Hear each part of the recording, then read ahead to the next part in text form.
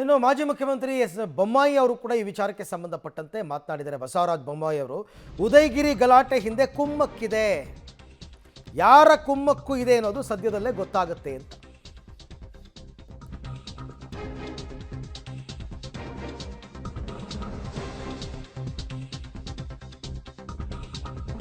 ಉದಯಗಿರಿ ಗಲಾಟೆ ಹಿಂದೆ ಯಾರದ್ದೋ ಕುಮ್ಮಕ್ಕಿದೆ, ಅವ್ರು ಯಾರು ಅಂತ ಸದ್ಯದಲ್ಲಿ ಗೊತ್ತಾಗುತ್ತೆ. ಉದಯಗಿರಿ ದಾಳಿ ವಿಚಾರವಾಗಿ ಪೊಲೀಸರಿಗೆಲ್ಲ ಗೊತ್ತಿದೆ, ಆದರೆ ರಾಜಕೀಯ ಒತ್ತಡದಿಂದ ಕ್ರಮ ಕೈಗೊಳ್ತಾ ಇಲ್ಲ. ಈ ಹಿಂದೆ ತನ್ವೀರ್ ಸೇಠ್ ಮೇಲೆ PFI ಸದಸ್ಯರು ದಾಳಿ ಮಾಡಿದರು. ಇವತ್ತು ಆ ಶಕ್ತಿಗಳು ಮತ್ತೆ ಒಂದಾಗಿದೆ ಅಂತ ಬಸವರಾಜ ಬೊಮ್ಮಾಯಿ ಅವರು, ಅದಕ್ಕೆ ರಾಜಕೀಯ ಆಗ್ಬಿಟ್ಟಿದೆ ಅಂತ. BJP ಅವರು ಮುಸ್ಲಿಮರ ಮೇಲೆ, ಕಾಂಗ್ರೆಸ್ನವರು RSS BJP ಅವ್ರ ಮೇಲೆ ಆರೋಪ ಪ್ರತ್ಯಾರೋಪ ಮಾಡ್ಕೊಂಡಿದ್ದಾರೆ. ಬಟ್ ಏನು ಕ್ರಮ ತಗೊಳ್ತಿಲ್ಲ ಯಾರ ಮೇಲೂ.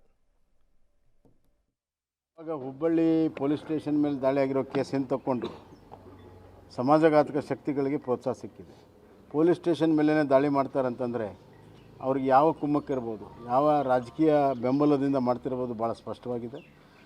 ಅಲ್ಲಿ ಮೈಸೂರಿನಲ್ಲಿ ಹಿಂದೆ ಅವ್ರ ಶಾಸಕರು ತನ್ವೀರ್ ಸೇಠ್ ಅವ್ರ ಮೇಲೆ PFIದವ್ರು ಅಟ್ಯಾಕ್ ಮಾಡಿರೋಂಥ ಹಲವಾರು ಘಟನೆಗಳಿದೆ. ಅಲ್ಲಿ ಕೇರಳದಿಂದ PFI ಆ್ಯಕ್ಟಿವಿಟಿ ಭಾಳಷ್ಟು ಅಲ್ಲಿ ದೊಡ್ಡ ಪ್ರಮಾಣದಲ್ಲಿರೋದರಿಂದ ಅವೆಲ್ಲ ಎಲಿಮೆಂಟ್ಸು ಸೇರಿ ಇವತ್ತು ಅಟ್ಯಾಕ್ ಮಾಡಿದೆ. ಇದನ್ನು ಸುಮ್ಮನೆ ಬಿಟ್ಟರೆ ಇನ್ನು ಕಾನೂನು ಸುವ್ಯವಸ್ಥೆ ಕಾಪಾಡೋರೇ ಆತಂಕದಲ್ಲಿದ್ದಾರೆ. ಅಂದರೆ ಯಾರು ಪೊಲೀಸರು ಅಮಾಯಕರನ್ನ ಬಡವ್ರನ್ನ ಕಾಪಾಡಬೇಕು ಅವ್ರಿಗೆ ಇವತ್ತು ಭಯ ಹುಟ್ಟಿಸೋವಂಥ ಕೆಲಸ ಮಾಡಿದರೆ ಕಾನೂನು ಸುವ್ಯವಸ್ಥೆಯಲ್ಲಿ ಇರ್ತದೆ. ಇದು ಭಾಳ ಗಂಭೀರವಾದ ವಿಚಾರ. ಮುಖ್ಯಮಂತ್ರಿಗಳು ಭಾಳ ಗಂಭೀರವಾಗಿ ತಗೋಬೇಕು.